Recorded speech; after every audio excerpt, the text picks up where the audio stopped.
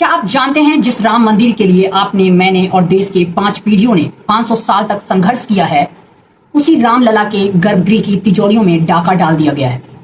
क्या आपको पता है 2000 महीने कमाने वाले एक साधारण सेवादार के घर से 25 लाख की लग्जरी गाड़ियां और करोड़ों की बेनाम संपत्ति मिली है। सबसे बड़ा झटका 1989 के आंदोलन की वो 1250 ऐतिहासिक शिलाएं जिसमें भक्तों ने सोना चांदी मढ़वाया था, वो कार सेवकपुरम से रहस्यमय तरीके से गायब कर दी गई है। हाँ, ये कोई अफवाह नहीं बल्कि उत्तर प्रदेश सरकार की 3 स्तरीय विशेष जांच दल SIT की वो 150 पन्नों की सीक्रेट रिपोर्ट है जिसने राम मंदिर ट्रस्ट के रक्षकों को ही भक्षक साबित कर दिया है। और खेल सिर्फ प्रशासनिक चोरी का नहीं है साहब, उसके पीछे दिल्ली से लेकर लखनऊ तक की कुर्सी को हिला देने वाली वो खूनी राजनीतिक की अखाड़ा है। आप देख रहे हैं डेमोक्रेसी स्क्वाड। मैं हूं मिथिलेश सिंह। इस 200 करोड़ के महाघोटालों के 360 डिग्री पोस्टमार्टम करने आया हूं, जिसमें तथ्य भी होंगे, सबूत भी होंगे, व्यवस्था को नंगा करने वाले तीखे सवाल भी होंगे। आपकी रूह कपा देंगे। वीडियो को अंत तक जरूर देखिएगा, क्योंकि आज एक एक नाम और एक एक आंकड़ा, सियासी का वो काला चेहरा आप सबके सामने होगा। दर्शक, इस कहानी की पड़ते तब खुली जब मंदिर ट्रस्ट के भीतर ही माल के बंटवारों को लेकर 2 गुटों में आपस में भिड़ गए।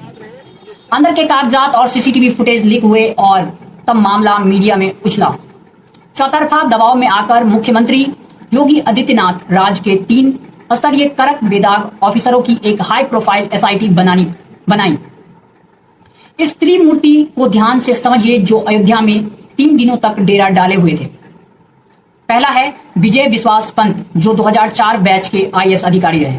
किरण S, जो IG रेंज के डिजिटल फॉरेंसिक और अपराधियों से सच उगलवाने वाले दूसरे अधिकारी हैं। और तीसरा है नील रतन कुमार, जो विशेष सचिव वित्त विभाग, जिन्हें सरकारी खातों और मनी ट्रोल को पकड़ने का जादूगर कहा जाता है। इन तीनों ने जब मंदिर के वित्तीय ऑडिट किया तो पैरों तले जमीन खिसक गई। वित्तीय विशेषज्ञ ने, नील रतन ने पाया कि मंदिर में प्रति श्रद्धालु आने वाले औसतन चढ़ावे को महज 15 रुपए से 18 रुपए दिखाया गया था। जब रोज 3 से 5 लाख लोग आ रहे थे तो यह गणिता को भी समझ में आ जाएगा ये किस स्तर का हेरफेर है। स्टेट बैंक ऑफ इंडिया ने नोटों की गिनती के लिए जो वाराणसी की प्राइवेट सिक्योरिटी एजेंसी को आउटसोर्स किया था, उसके कर्मचारी और मंदिर के सेवादार मिलकर खेल कर रहे थे। इसी जांच के दौरान IG किरण S की टीम ने छापेमारी कर मुख्य आरोपी के पास से 2 करोड़ की कैश और लाइव फिजिकल रिकवरी की है। आज बात करेंगे चोरी की उस तरीके की जिसे सफेद पोस्टों में पिछले 2 सालों से एक सोच समझकर सिस्टम की तरह चलाया जा रहा था। इसके मुख्य 3 चरण हैं। पहला चरण वो है नो रसीद नो एंट्री। जब देश विदेश के अमीर व्यवसायी या आम भक्त सीधे ट्रस्ट के काउंटरों पर भारी कैश और असली सोना या चांदी की आभूषण सौंपते थे तो उन्हें कोई आधिकारिक रसीद, ऑफिशियल रिसिप्ट नहीं दी जाती थी। उस चढ़ावे को मंदिर की मुख्य लेजर बुक में दर्ज नहीं किया जाता। चंपत राय, जो चीजें रिकॉर्ड में ही नहीं है उसका ऑडिट कैसे होगा? उसे सीधा जेब में डाल दिया जाता था। जब चाबियों के अनअधिकृत कब्जा, नियम के मुताबिक मंदिर के 35 दान पत्रों में चाबी बैंक के अधिकारियों और मजिस्ट्रेट के पास होनी चाहिए थी, लेकिन SIT को जांच में ये चाबियां किसके पास मिली? चंपत राय के सबसे भरोसेमंद अनअधिकृत सहयोगी राम शंकर यादव और तीनों यादव के पास। जो व्यक्ति कभी अयोध्या में टेम्पू चलाता था, ऑटो चलाता था और ट्रस्ट में किसी भी प्रशासनिक पद पर नहीं था, उसके पास से भगवान के खजाने की चाबियां मिली है।